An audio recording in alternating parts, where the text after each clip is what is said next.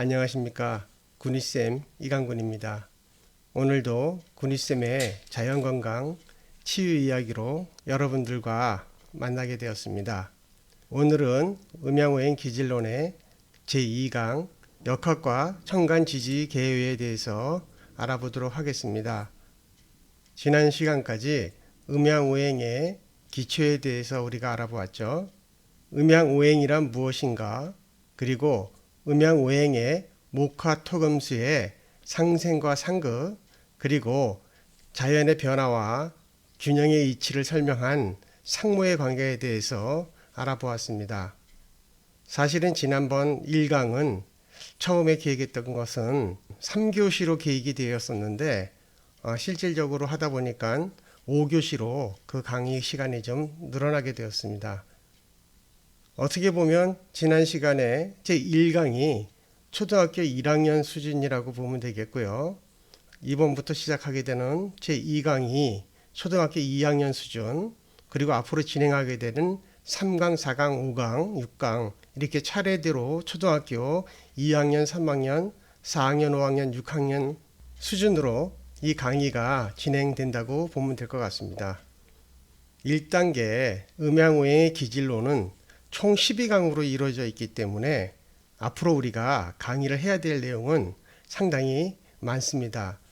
이번 2강에서도 역학과 청간지지의 개요에 대해서 알아보도록 할 텐데요.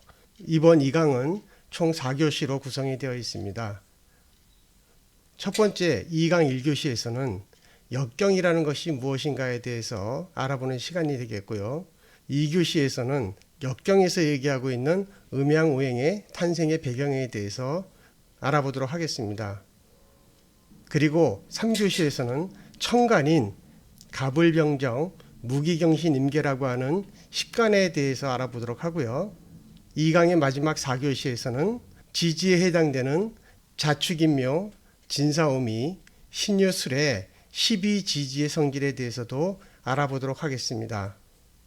자, 이렇게 1강과 2강, 3강, 4강이 거듭될수록 자연건강, 치유에 대한 기본적인 학습을 하게 됩니다. 거듭 말씀드리지만 이러한 기초가 우리가 자연건강, 치유를 공부하는데 가장 기본이 되는 이론이기 때문에 이러한 기초가 충분히 바탕이 돼야만 여러분들은 앞으로 학습하면서 더 어렵고 더 복잡한 내용들을 이해를 하는 것이 어려움이 없게 될 것입니다. 때로는 우리가 학습을 하는 데 있어서 쉬운 문제들을 많이 풀어보는 것도 여러분들의 실력을 높이는 데 도움이 되겠지만, 때에 따라서는 어려운 문제 하나를 기본적인 원리를 이해하면서 차분하게 풀어서 그 고비를 넘어가는 것이 여러분들의 실력이 향상되는 데 도움이 될 수 있는 또 한 가지 방법이기도 합니다. 따라서 많은 문제를 풀어보는 것도 도움이 되지만 복잡하고 어려운 문제를 집중적으로 연구하고 이해하려고 하는 노력도 필요할 것이라고 생각이 됩니다. 이번 2강에서는 1강에서 알아보았던 음양오행에 대한 탄생의 배경과 원리에 대해서 좀 더 자세하게 알아보도록 하겠습니다. 그리고 그러한 원리들이 음양오행에 어떻게 적용이 됐는가에 대해서도 살펴보는 시간을 갖도록 하겠습니다. 또한 3교시와 4교시에서 다루게 될 청간과 지지가 가지고 있는 속성에 대한 이해를 충분히 하는 것이 앞으로 진행할 기질에 대한 이해를 하는데 가장 기본이 되는 사항이기 때문에 이 부분도 차분하게 여러분들이 처음부터 기초를 잘 닦는 것이 매우 중요하다고 생각을 합니다. 자, 이제부터는 역학의 탄생에 대해서 이야기를 하도록 하겠습니다.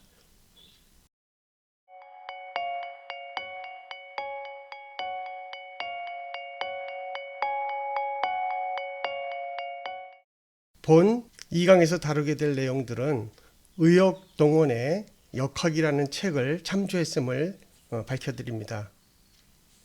동양 철학의 기본이 되는 우주와 자연에 대한 철학과는 역경으로부터 시작되었다고 봐도 될 것입니다. 역경에서 얘기하고 있는 이 역이라고 하는 한자는 자세히 들여다보면은 하늘과 땅이라고 하는 일과 월이라는 한자가 두 개가 결합돼서 만들어진 글자입니다. 따라서 이 역학이라는 학문은 자연과 사람이 살아가는 이치를 밝힌 학문이라고 봐도 되겠습니다. 또한 역경의 경이라고 하는 한자는 사람이 살아가는 데 있어서 우주의 이치와 자연의 법칙에 순응을 하면서 살아가는 인간의 도리에 대해서 밝힌 그러한 문서를 우리는 경이라고 얘기합니다. 따라서 역경이라고 하는 것은 우주와 자연의 이치를 우리가 이해하고 그 우주와 자연이 가지고 있는 균형의 원리에 따라서 우리 인간들이 자연의 법칙에 순응하면서 살아가는 것이 인간의 도리라고 하는 그러한 내용들을 담고 있는 책이라고 보면 될 것입니다. 이런 역경은 천원지방이라고 하는 기본적인 사상으로부터 시작을 했고요. 이런 천원지방을 근간으로 해서 하늘과 땅과 인간이 하나라고 하는 천일합일설, 그래서 천지는 거대한 인체이며 또한 인체는 작은 천지라고 하는 하늘과 땅과 인간이 하나라고 하는 그러한 사상으로부터 출발이 되었습니다. 이러한 천지인 사상은 후대로 전파가 되면서 중국의 주나라 때 문왕이 주역이라고 하는 책으로서 그 체계를 완성시켰다고 보게 됩니다. 음양오행의 가장 기본이 되고 있는 음양오행설은 하도와 낙서로부터 시작이 됐다고 하는데요. 중국의 고대 시대에 중국의 문화를 처음 열었던 그런 시조를 사왕이라고 불렀고요. 그 사왕은 수인씨와 복희씨와 신농씨를 일컫게 됩니다. 때에 따라서는 황제를 사왕에다 포함시키기도 하지만 일반적으로는 수인씨와 복희씨와 신농씨를 사왕이라고 부릅니다. 이 사왕이 국가를 이루면서 인간들이 살아가기 위해서 필요한 내용들을 전파를 했는데요. 수인씨는 불을 피우는 법을 우리에게 가르쳤고 복희씨는 먹고 살기 위해서 필요한 물고기를 잡는 법과 가축을 기르는 법을 가르쳤다고 합니다. 그리고 또 신농씨는 농사 짓는 법을 가르쳤다고 하는 그러한 얘기가 있죠. 그 중에서도 복희씨는 물고기를 잡는 법과 가축을 기르는 법 외에도 이 우주의 변화를 연구를 해서 8개를 만들었다고 전해지고 있습니다. 따라서 음양오행의 시작을 복희씨로부터 시작됐다고 보는 것이고요.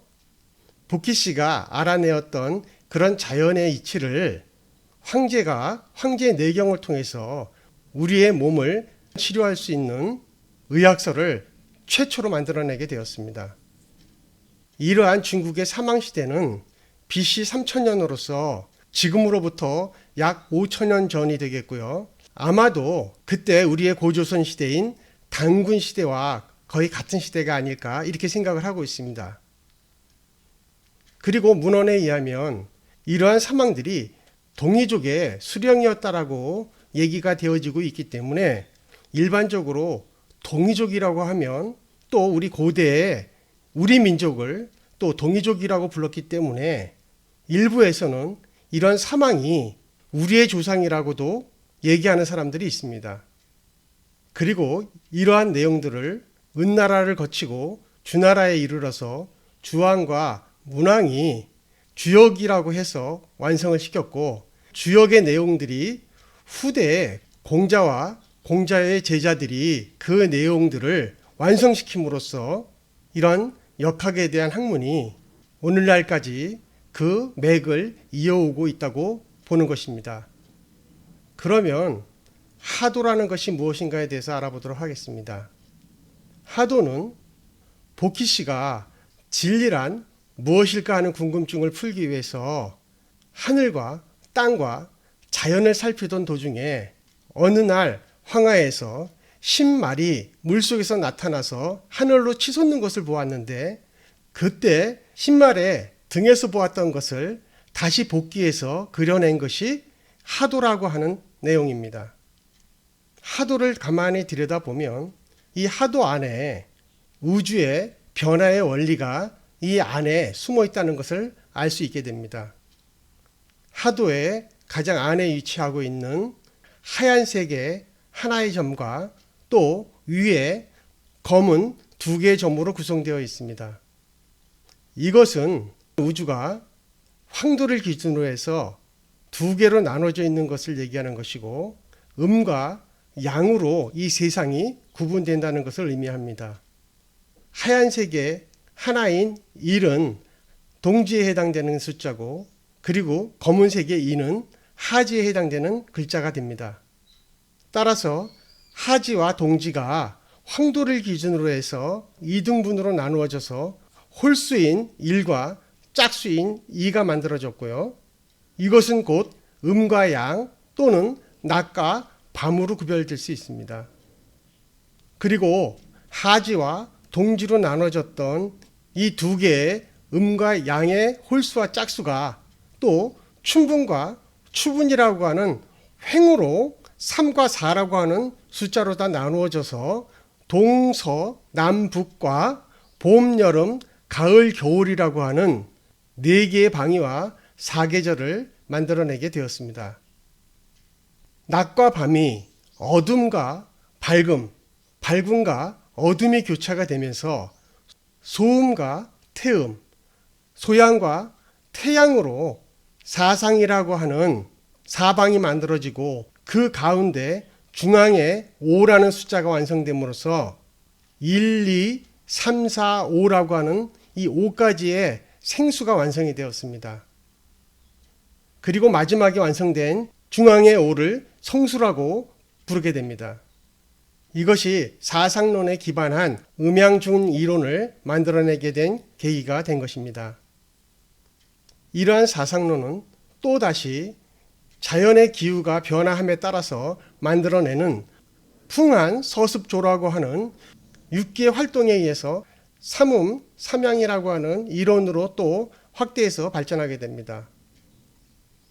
가장 어둠이 깊은 거름으로부터 이제 어둠이 막 깨어나서 어둠이 막 시작하게 되는 소음으로 그리고 어둠이 이제 밝음으로 넘어가기 바로 직전인 태음으로 성장을 하게 되고 음의 영역에서 밝음의 양의 영역으로 넘어가기 위해서 시작되는 소양으로부터 그 밝음이 점점 자라나서 밝음이 커져가는 태양에까지 이르르고 궁극적으로는 그 밝음이 가장 극에 이르는 것을 양명이라고 부르게 됩니다. 그리고 가장 밝음에 이르게 되면 그 양명은 다시 어둠의 시작인 소양으로 그 순환을 거듭하게 되는 것이죠. 이러한 삼음, 삼양이라고 하는 이러한 이론이 또 한 번의 음양의 확장을 이루어서 이제 육음, 육양으로 발전하게 되고 그러한 육음, 육양에 의해서 1년 12개월이라고 하는 1년이 완성되게 된 것입니다. 앞에서 복희 씨가 보았다는 그런 하도를 다시 한번 자세히 살펴보면 동지에 해당되는 1이라는 홀수가 하지에 해당되는 2라는 짝수로 확장이 되었고요. 그리고 춘분과 추분에 의해서 3과 4라고 하는 숫자가 완성이 되었습니다. 그리고 이러한 1, 2, 3, 4의 중앙에 5라고 하는 이 숫자가 완성됨으로써 생수가 완성이 되었고 그 생수의 마지막인 5자가 완성된 성수라고 해서 1부터 5까지가 자연에서 만들어진 기본적인 숫자라고 보시면 됩니다. 여기에다가 자연의 생수에 성수인 5를 더해서 6, 7, 8, 9, 10이라고 하는 10가지의 자연수를 완성시키게 된 것입니다. 그리고 이렇게 만들어진 이 숫자에다가 목화, 토금수라고 하는 오행을 접목시켜서 완성된 것이 음양 오행론이라고 부르게 됩니다. 그래서 하늘의 별자리를 유심히 살펴보면 1에 해당되는 수성은 11월과 6월에 북쪽 하늘에서 볼 수 있습니다. 그리고 2에 해당되는 화성은 2월과 7월에 남쪽 하늘에서 우리는 발견하게 됩니다. 3에 해당되는 목성은 3월과 8월에 동쪽의 밤하늘에서 볼 수 있게 됩니다. 그리고 4에 해당되는 금성은 4월과 9월에 서쪽 하늘에서 볼 수 있는 것이죠. 그리고 5에 해당되는 토성은 5월과 10월에 중앙의 하늘에서 바라다 볼 수 있게 되는 것이죠. 이렇듯이 우리가 밤하늘에 뜨고 있는 별들의 움직임과 그 별의 출현 시기 그리고 별의 움직임들이 이 오행의 사상에 그대로 담겨져 있다고 보는 것입니다. 이렇듯이 복희 씨가 하도를 발견하고 그 하도를 이해하고 분석해냄으로써 그로부터 우주의 원리와 자연의 변화의 움직임에 대한 법칙을 발견하고 그것을 8개로서 완성을 시켜서 후대에 남기게 되었습니다. 이러한 8개의 사상이 후대에 점점 더 확장돼서 16개, 64개, 128개로 점점 분화가 돼서 우주의 원리와 자연의 법칙을 더 세밀하게 관찰하고 이해할 수 있게 되었습니다. 이렇게 수천 년 동안 전파해서 내려왔던 이러한 기본적인 원리를 주나라의 문왕이 이러한 선천 8개를 주역으로 완성시켰고 그것을 공자시대에 와서 공자와 그 제자들이 이러한 이치를 밝힘으로써 그것이 현재까지 우리들에게 전파돼서 내려왔고 이러한 내용들이 자연건강, 치유에 대한 기본적인 원리로 활용하게 되었습니다. 주역에 대한 내용은 매우 복잡하고 아주 심오하기 때문에 이 내용을 이 과정에서 다루는 것은 피하도록 하겠습니다. 주역에 대한 내용이 별도로 혹시라도 시간이 된다면 따로 개설을 해서 강의를 진행할 수도 있겠습니다만은 이미 유튜브에 주역에 대한 좋은 강의들이 많이 있기 때문에 이 강의에서는 주역에 대한 내용을 다루지는 않겠습니다. 그러면 이번에는 낙서에 대해서 알아보겠습니다. 하도의 원리에 의해서 복희 씨가 우주의 원리와 자연의 변화의 원리를 설명을 하였다면 이번에는 대우라는 사람이 황하가 범람을 해서 홍수가 일어났을 때 그 홍수를 막기 위해서 노력을 하고 있을 때 홍수가 난 황하의 물 가운데서 거북이가 떠올라오면서 그 거북의 등에서 발견한 것을 낙서라고 합니다. 이 거북의 등에서 발견한 낙서에 그려진 이러한 모습을 연구를 하고 분석을 해서 이 자연의 이치를 이해하게 되었다고 합니다. 앞서 얘기한 하도는 선천8개라고 부르고 이러한 선천8개는 1에서 10가지의 수를 사용함으로써 체를 생으로 삼는 모든 수를 포함하고 있으며 오행의 상생의 관계를 설명하고 있습니다. 낙서에서 배열하고 있는 이 숫자의 배열을 구궁8계도라고 부르고 이 숫자는 가로, 세로, 대각선으로 해도 15라는 숫자를 가지게 됩니다. 그리고 이 낙서를 우리는 후천8계라고 부르고 이 낙서에서는 1서부터 9까지의 수를 사용하게 됨으로써 음양오행의 상극의 원리를 설명하고 있습니다. 하도인 선천8계는 음양오행의 상생에 대한 원리로서 이해가 되고 낙서인 후천8계는 음양오행의 상극관계를 설명하는데 그 원리를 제공하고 있습니다. 이러한 원리들이 어우러져서 음양오행론이 탄생이 되었고 이러한 음양오행론의 원리와 법칙을 다루고 있는 학문을 역학이라고 부릅니다. 지금 단계에서는 우리가 이러한 역학의 가장 기본적인 사항을 이해할 수 있는 수준의 내용만 다루기로 하고요. 이 과정이 계속 진행이 됨에 따라서 이러한 내용들이 조금 더 깊이 그 내용들을 다루게 될 것입니다.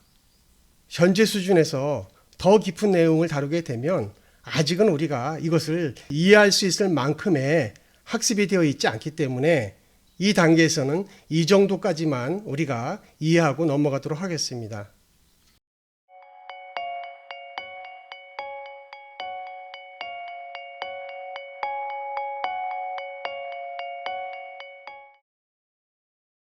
그리고 또 우리나라에는 우주 창조의 원리인 가장 기본이 되는 천부경이라고 하는 것이 또 전해서 내려옵니다. 일반적으로 얘기하고 있는 것들을 다 믿을 수는 없지만 이 천부경은 우리나라의 고유한 경전으로서 9,000년 전인 황국과 배달국 그리고 고조선을 통해서 내려온 우리의 고유 경전이라고 하는데, 역경의 시작이 5,000년이고 천부경의 시작이 9,000년 전이라고 하는 것들은 그렇게 중요한 것 같지는 않습니다. 그것이 얼마나 오래됐느냐는 것이 중요한 것이 아니라 그 안에 담겨져 있는 철학과 사상과 그리고 그 지혜가 얼마나 훌륭한 것인가에 대한 것을 이해하는 것이 오히려 더 중요한 것이 되겠죠. 천부경 역시 우주의 생성과 자연수가 만들어지는 과정에 대해서 설명을 하고 있는데, 천부경의 시작은 일시, 무일시, 그리고 마지막은 일종, 무종일이라고 해서 총 81자로 만들어진 경전입니다. 이 천부경에 대한 내용도 유튜브에 상당히 많은 내용들이 올라와 있기 때문에 혹시 관심이 있다면 이 천부경에 대한 내용도 한번 살펴보는 것도 상당히 흥미로운 일이 될 것입니다. 오늘은 음양우행론이 탄생하게 된 하도와 낙서에 대한 이야기를 해보았습니다. 하도에 의해서 음양우행의 상생관계에 대한 원리를 이해하였고, 낙서에 의해서 또한 음양우행의 상극관계에 대한 원리를 이해하게 되었습니다.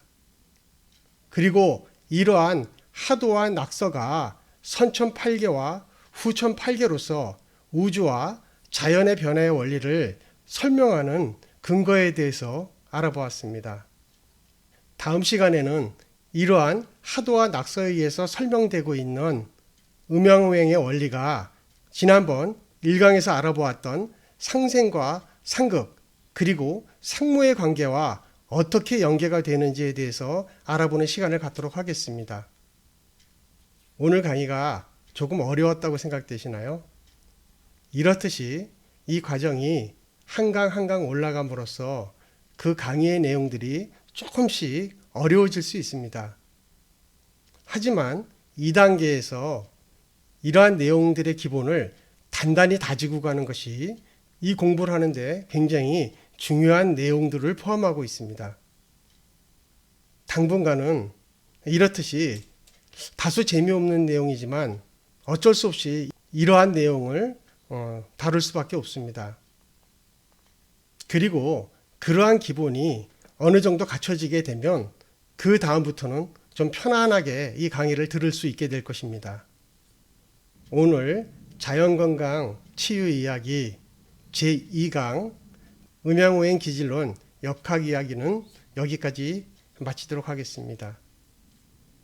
오늘도 제 강의를 끝까지 들어주셔서 감사드립니다. 잊지 마시고 구독과 좋아요 한 번씩 꼭 눌러주시기를 부탁드리겠습니다.